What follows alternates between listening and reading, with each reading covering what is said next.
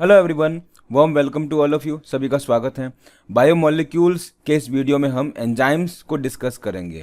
So the heading is enzyme. देखिए, almost all enzymes are made up of protein. देखिए, लगभग सभी enzymes जो होते हैं वो प्रोटीन से बने होते हैं, लेकिन कुछ एंजाइम जो होते हैं वो न्यूक्लिक एसिड के भी बने होते हैं, जैसे राइबोजाइम। राइबोजाइम जो होता है वो आरएनए से बना हुआ एंजाइम होता है। ठीक है, नेक्स्ट देखिए, enzyme is the tertiary structure of protein chain. देखिए, जब प्रोटीन चेन फर्स्ट टाइम बनती है उसको हम प्राइमरी स्ट्रक्चर कहते हैं, उसके बाद सेकेंडरी बनता है, देन टर्सरी बनता है। तो देखिए, प्राइमरी और सेकेंडरी के अंदर प्रोटीन चेन का फोल्डिंग स्टार्ट हो जाता है और इससे फोल्ड होने के बाद में टर्सरी स्ट्रक्चर बनता है। नेक्स्ट देखिए, tertiary structure of protein chain gets folded and many crevices और पॉकेट्स आर फॉर्म्ड। देखिए, जब प्राइमरी बनता है, सेकेंडरी बनता है, टर्सरी बनता है तो प्रोटीन चेन में फोल्डिंग होती है। तो फोल्डिंग चेन के अंदर गैप रह जाते हैं बीच बीच में, उन गैप्स को हम पॉकेट्स कहते हैं या इनको सर्वाइसेज कहते हैं। इन पॉकेट्स को हम एक्टिव साइट भी कहते हैं। ठीक है, फिर देखिए, the active site of enzyme substrate gets fitted. इन एक्टिव साइट के ऊपर सबस्ट्रेट जो होता है वो आकर के बाइंड होता है। Enzyme catalyses the reaction through active site. इस एंजाइम के अंदर जो एक्टिव साइट होता है वही रिएक्शन को कैटेलाइज करता है, स्पीड अप करता है, और सबस्ट्रेट जो होते हैं वो एक्टिव साइट पर बाइंड होकर के प्रोडक्ट में कन्वर्ट हो जाते हैं। नेक्स्ट देखिए, enzymes are different from inorganic catalyst. देखिए, एंजाइम्स जो होते हैं वो इनऑर्गेनिक कैटलिस्ट से डिफरेंट होते हैं। जैसे यहाँ पर एंजाइम के बारे में है और यहाँ पर इनऑर्गेनिक कैटलिस्ट के बारे में है। एंजाइम्स देखिए प्रोटीनेशियस नेचर के होते हैं। मोस्ट ऑफ द एंजाइम जो होते हैं प्रोटीन से बने होते हैं, लेकिन इनऑर्गेनिक कैटलिस्ट जो होते हैं प्रोटीन से बने हुए नहीं होते हैं।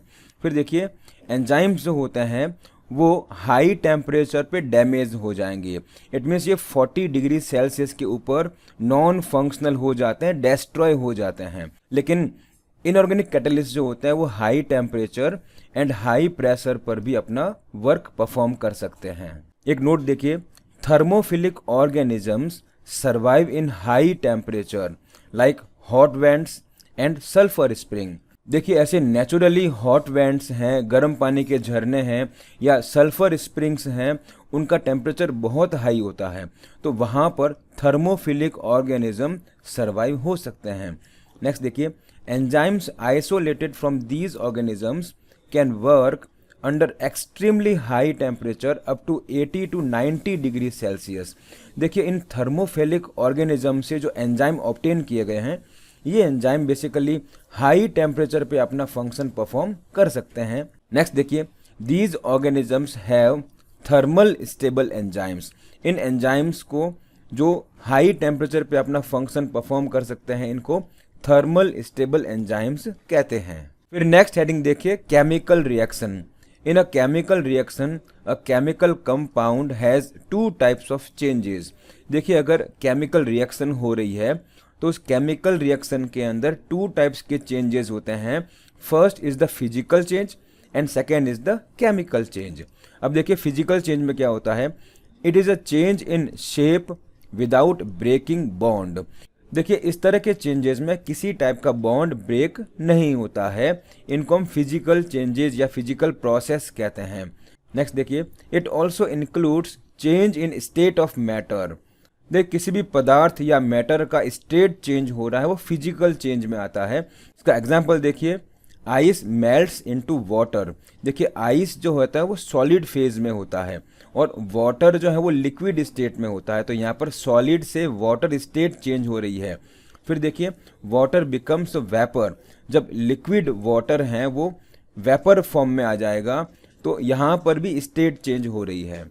फिर देखिए, chemical process. In this process, bonds are broken and new bonds are formed. देखिए, केमिकल प्रोसेस के अंदर बॉन्ड्स जो होते हैं वो ब्रेक होते हैं और नए बॉन्ड्स बनते हैं। इस तरह के चेंजेस को हम केमिकल रिएक्शन में देखते हैं। एक रिएक्शन देखिए, जब बेरियम हाइड्रोक्साइड जो है सल्फ्यूरिक एसिड के साथ रिएक्शन करेगा तो बेरियम सल्फेट बन गया और वाटर बन गए। तो यहाँ पर बेरियम का बॉन्ड जो है सल्फर के साथ बन गया है, ठीक है। Above process is the example of inorganic chemical reaction. ये एग्जाम्पल जो है इनऑर्गेनिक केमिकल रिएक्शन का है। नेक्स्ट एग्जाम्पल देखिए, hydrolysis of starch into glucose. देखिए स्टार्च जो है वो पॉलीसेकेराइड है, और जब स्टार्च के ग्लाइकोसाइडिक बॉन्ड्स ब्रेक होते हैं तो हमें मोनोमेरिक यूनिट ग्लूकोज ऑब्टेन होता है। तो ये एक तरह का ऑर्गेनिक केमिकल रिएक्शन होती है, ठीक है, जिनके अंदर बॉन्ड्स ब्रेक होते हैं और नए बॉन्ड्स भी बनते हैं। नेक्स्ट देखिए, rate of reactions. Rate of physical और chemical process refers to the amount of product formed per unit time.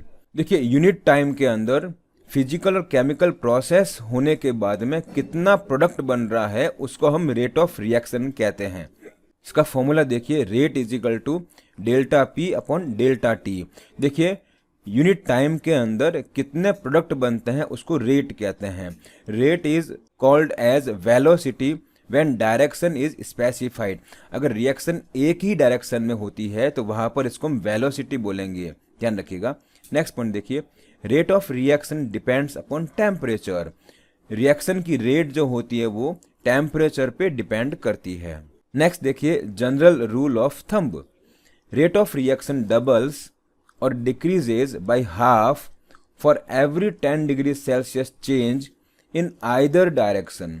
देखिए अगर किसी भी रिएक्शन का टेम्परेचर 10 डिग्री से इंक्रीज किया जाता है तो रेट ऑफ रिएक्शन डबल हो जाएगी, और अगर यही टेम्परेचर 10 डिग्री से कम किया जाए तो रेट ऑफ रिएक्शन डिक्रीज हो जाएगी। इसको जनरल रूल ऑफ थंब कहते हैं। नेक्स्ट देखिए, increasing the temperature of reaction increases the kinetic energy of molecule. देखिए जब रिएक्शन का टेम्परेचर इंक्रीज करते हैं तो मॉलिक्यूल्स की या रिएक्टेंट की काइनेटिक एनर्जी इंक्रीज हो जाती है, जिससे रेट ऑफ रिएक्शन फास्ट हो जाती है।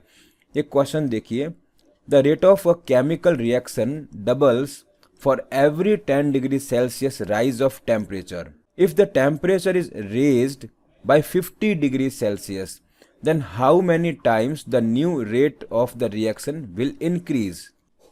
देखिए क्वेश्चन के अकॉर्डिंग जब रिएक्शन का टेम्परेचर 10 डिग्री सेल्सियस से इंक्रीज किया जाता है तो उसका रेट जो है वो डबल हो जाता है, और इस तरह से उस रिएक्शन का टेम्परेचर 50 डिग्री सेल्सियस किया है तो रेट ऑफ रिएक्शन कितना इंक्रीज हो गया है।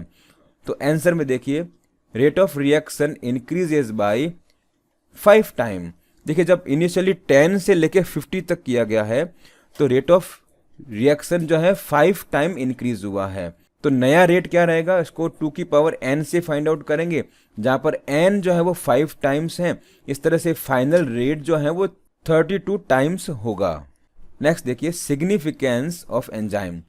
The rate of reaction is higher in the presence of enzyme. देखिए कोई भी रिएक्शन का रेट जो होता है वो एंजाइम होने पर स्पीड अप हो जाता है, जल्दी हो जाता है। एग्जाम्पल देखिए, ये कार्बन डाइऑक्साइड जब वाटर से रिएक्शन करता है in the presence of carbonic anhydrase तो कार्बोनिक एसिड का फॉर्मेशन होता है। अब देखिए, in the absence of enzyme the rate of reaction is very slow. It means 200 molecules of carbonic acids are form in an our.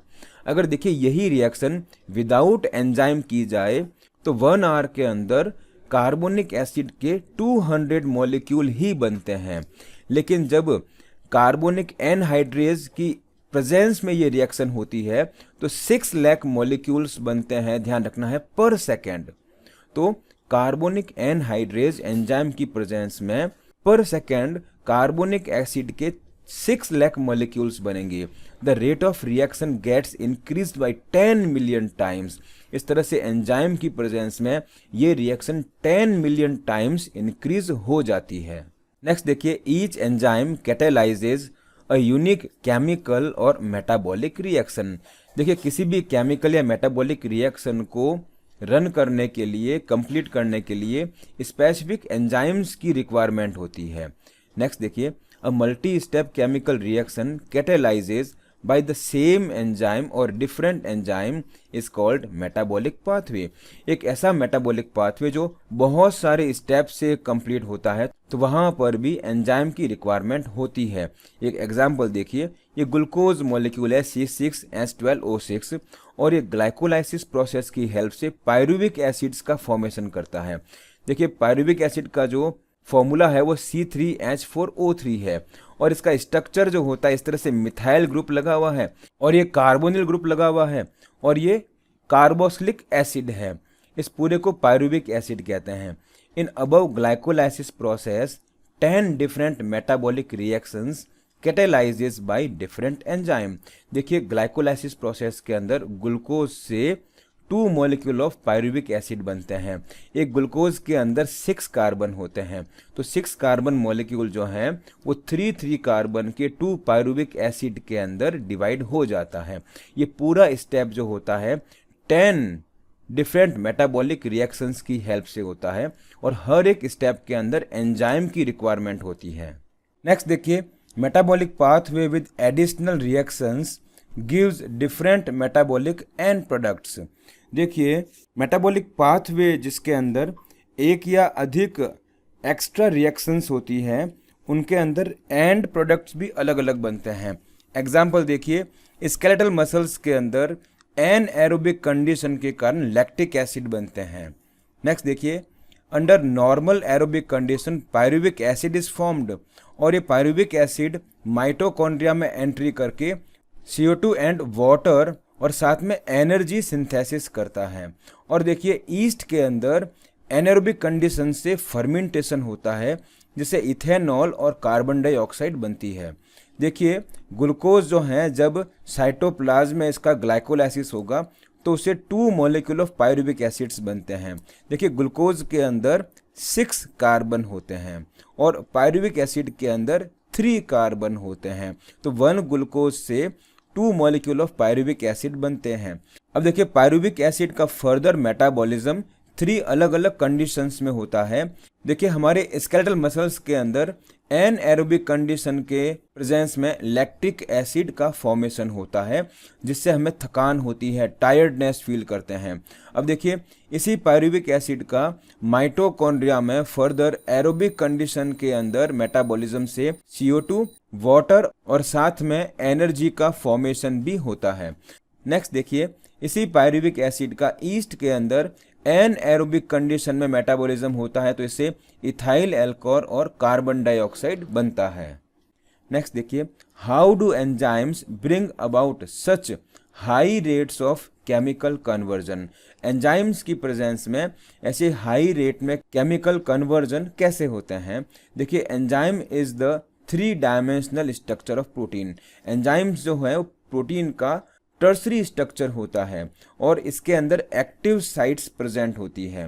देखिए substrate is converted into product by the active site of enzymes. Enzymes के अंदर active site होती है, इन active site के साथ में substrate bind हो जाते हैं और सबस्ट्रेट से प्रोडक्ट का फॉर्मेशन हो जाता है।